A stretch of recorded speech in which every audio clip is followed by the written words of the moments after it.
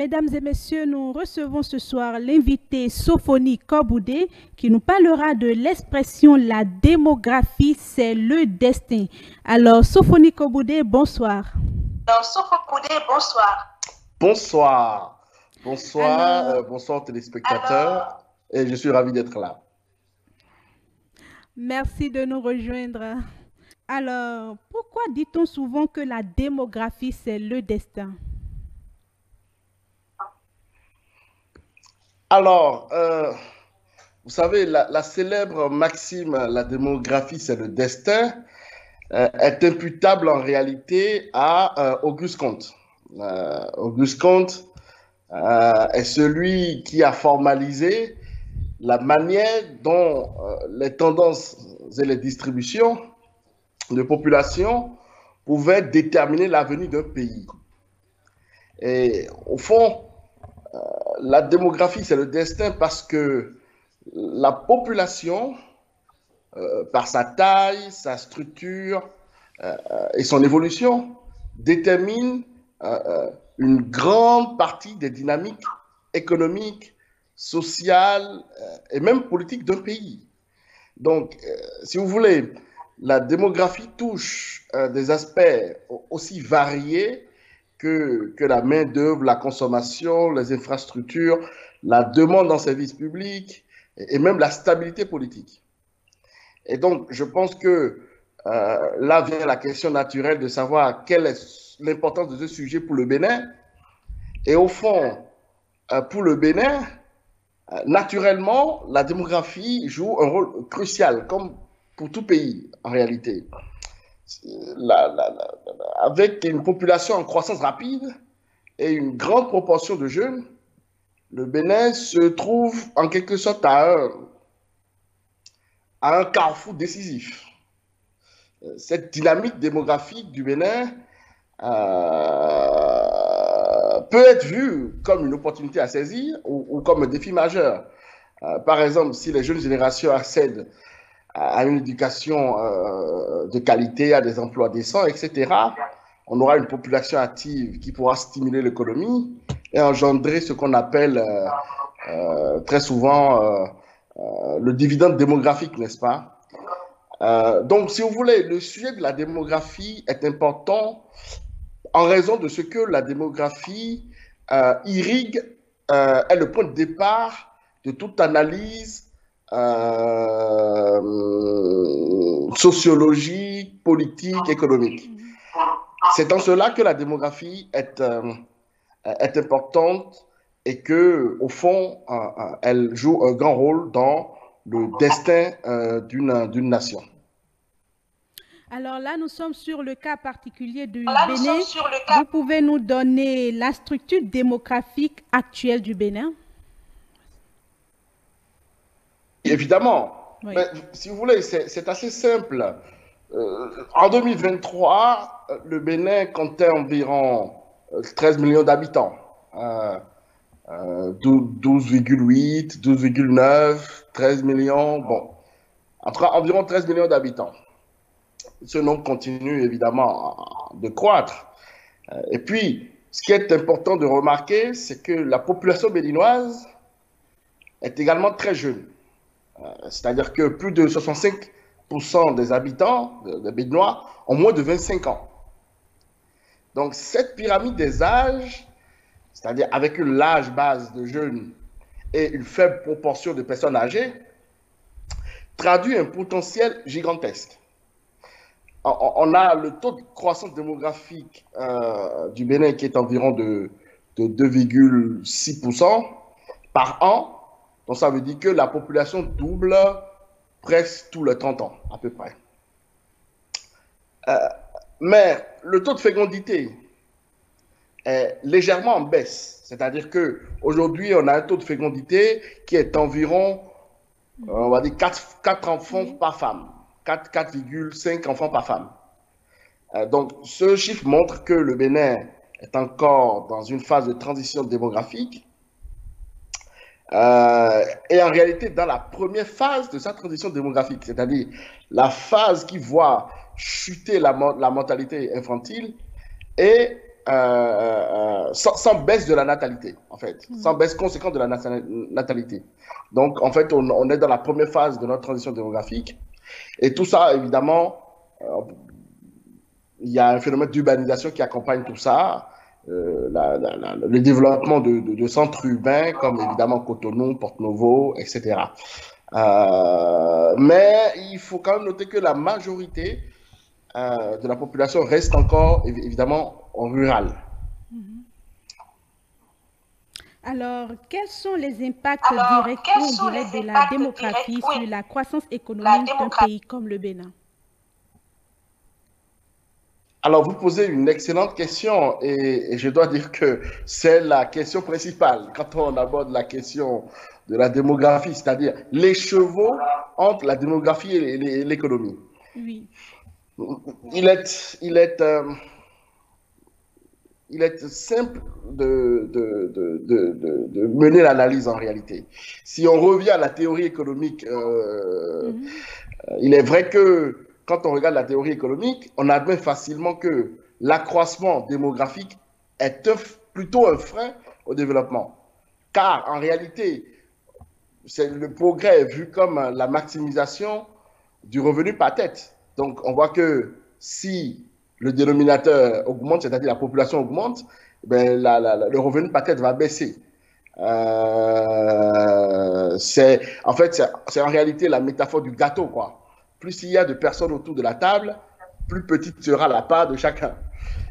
Mais je voudrais m'inscrire en faux contre cette idée que malheureusement notre président avait évoqué sur LCI il y a quelques temps. En fait, c'est une erreur conceptuelle gigantesque. Parce que le dénominateur de l'expression PIB sur habitant, donc le PIB par tête, c'est que la population a aussi un effet sur le numérateur, c'est-à-dire sur le PIB. Donc, en quelque sorte, le gâteau va donc lui-même croître en fonction du nombre de personnes qu'il y a autour de la table. Et c'est ce qu'on n'évoque pas souvent.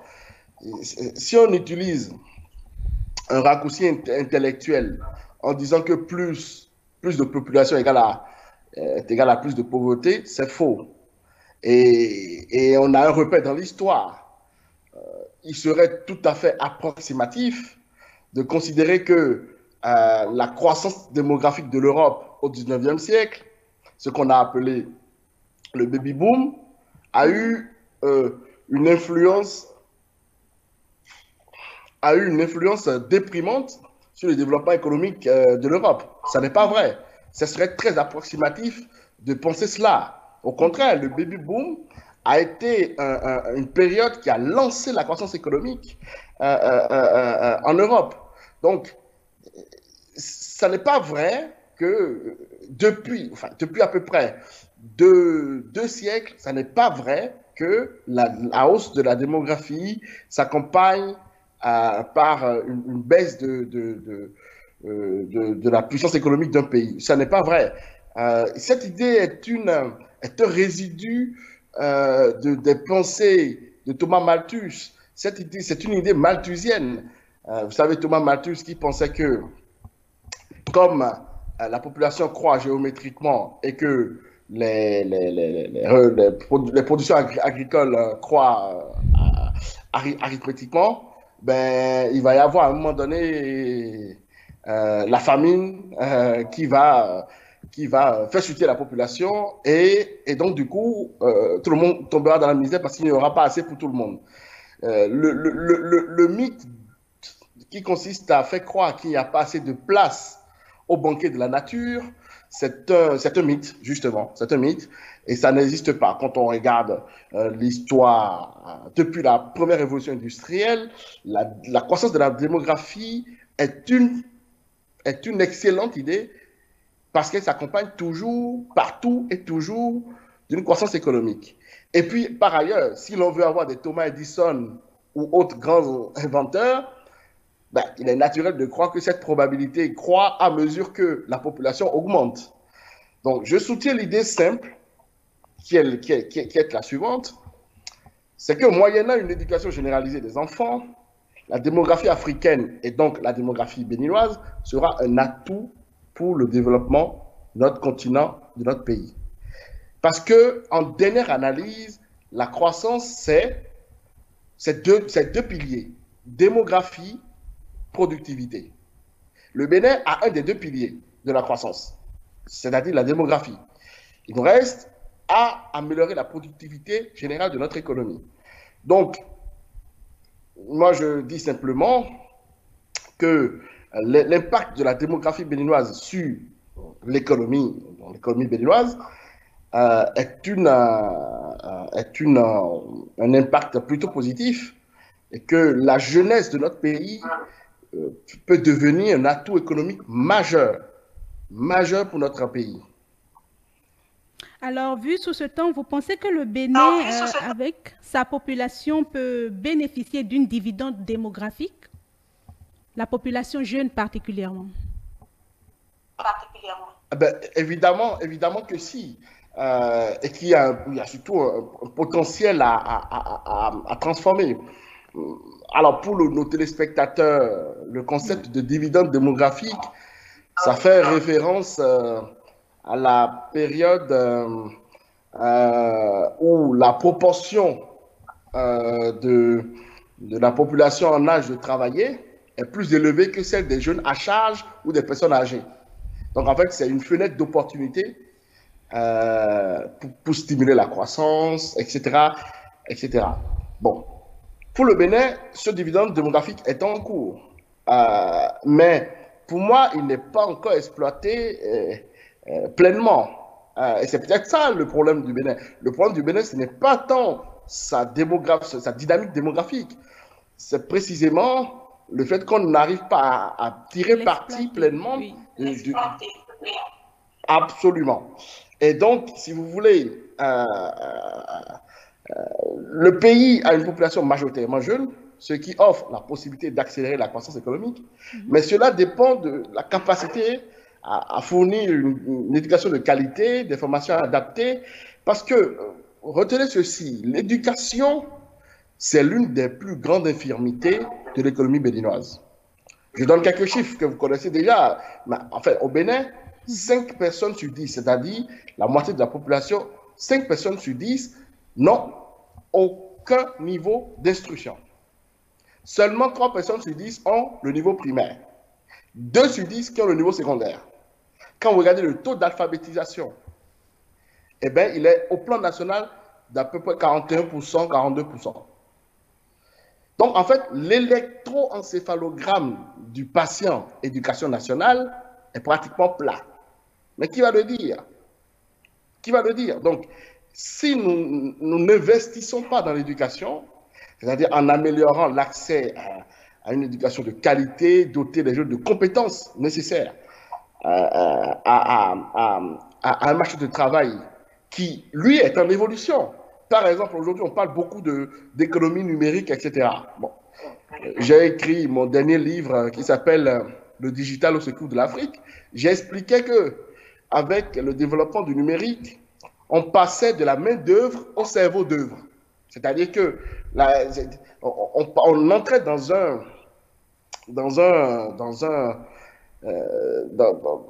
monde où, en fait, c'est la connaissance qui va être la matière première. Et donc, nous avons ces défis gigantesques. Et donc, nous devons adapter notre système éducatif pour, effectivement, empuissantiser les capacités de nos jeunes, n'est-ce pas?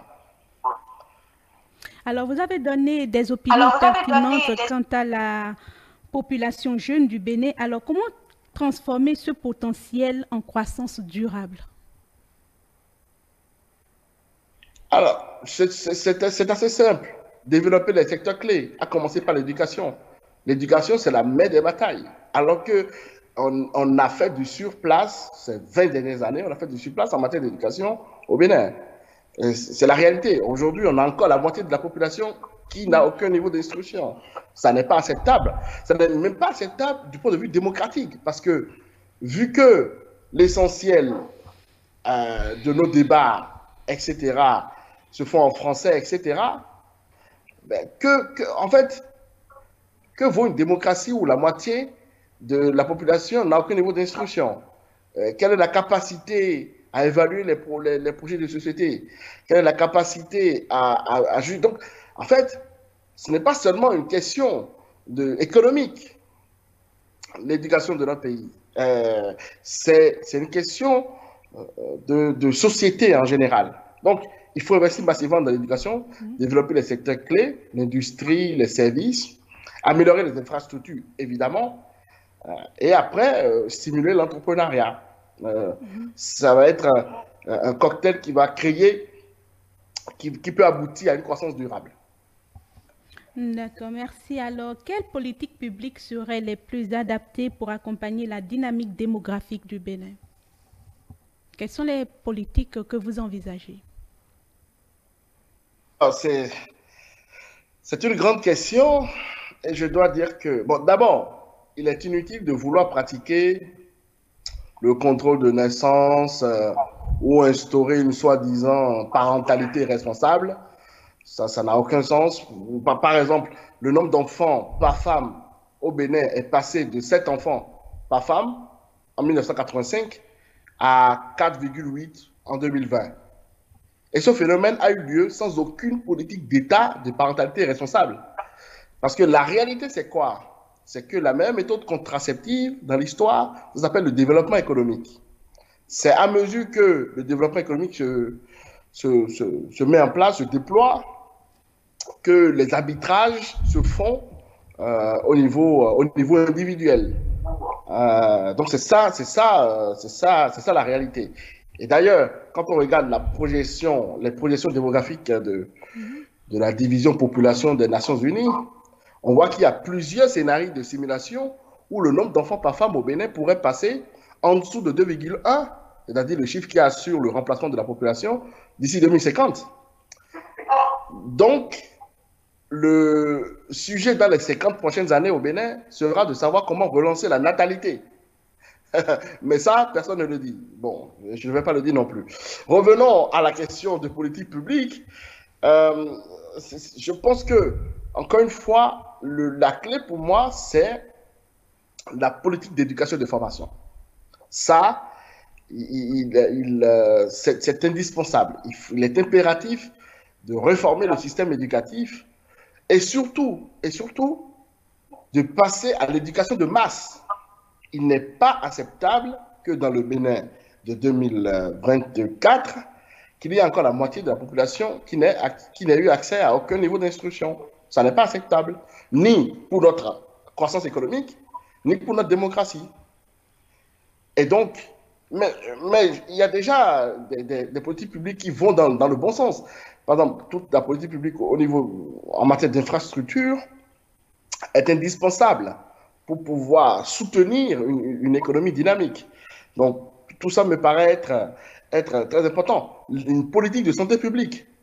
Donc, le fait qu'on améliore notre appareil sanitaire est essentiel pour garder une population active, en bonne santé et productive.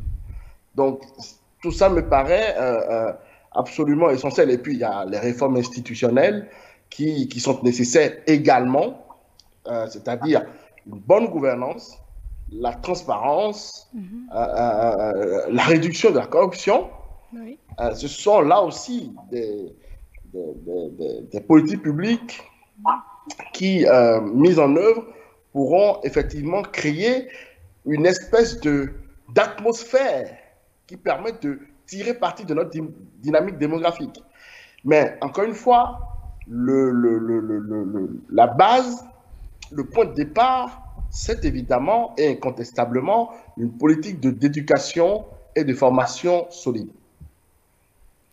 Nous tendons progressivement vers la fin. Alors, en résumé, quelles sont les principales leçons à retenir de notre discussion sur la démographie béninoise et son importance pour l'économie? Oui, en résumé, j'ai dit beaucoup de choses. Je ne sais pas comment je vais le résumer, mais il y a une chose qui est sûre. La démographie béninoise est une opportunité. Celui qui vous dit autre chose vous cache quelque chose. Le Bénin avec une population jeune et en croissance, peut profiter d'un dividende démographique extraordinaire pour accélérer son développement. Le fait qu'on ait plus de 65% de la population jeune et avec une classe de population active considérable, ça laisse des perspectives en termes d'épargne longue. Et vous savez, en économie, le plus important dans un pays, c'est l'épargne longue. C'est ça qui permet de faire les investissements, de faire les investissements nécessaires. Vous savez, l'épargne, c'est ce qui permet de faire entrer le temps dans le calcul économique. Et donc, du coup, c'est pour cela que, par ailleurs, j'ai dit sur un de vos plateaux que, pour moi, il faut qu'on bascule d'un système de retraite par répartition à un système de retraite par capitalisation, parce que, justement, avec notre structure démographique, on pourra effectivement capitaliser tout au long de la vie de la population active, en réalité. Bon, bref, la question, ça va être la gestion de cette dynamique démographique. Et cette gestion sera décisive pour l'avenir de notre pays. Les principales leçons à retenir sont, au fond, très simples. Oui, la démographie influence profondément le développement économique. Et je crois que la démographie béninoise sera un moteur de croissance moyennant des politiques publiques adaptées. Et je pense que le dividende démographique est une opportunité à saisir. Donc, pour cela, il faut des investissements dans le capital humain, essentiellement. Et puis après, comment dire, il faut que cette démographie soit bien vue par ceux qui sont en responsabilité pour en faire le levier qui propulsera le Bénin vers un développement évidemment durable et surtout inclusif.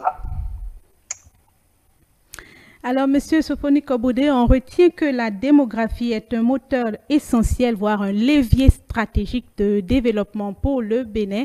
Merci pour cet entretien. On vous revoit très bientôt. Merci beaucoup. Merci de votre invitation. Merci.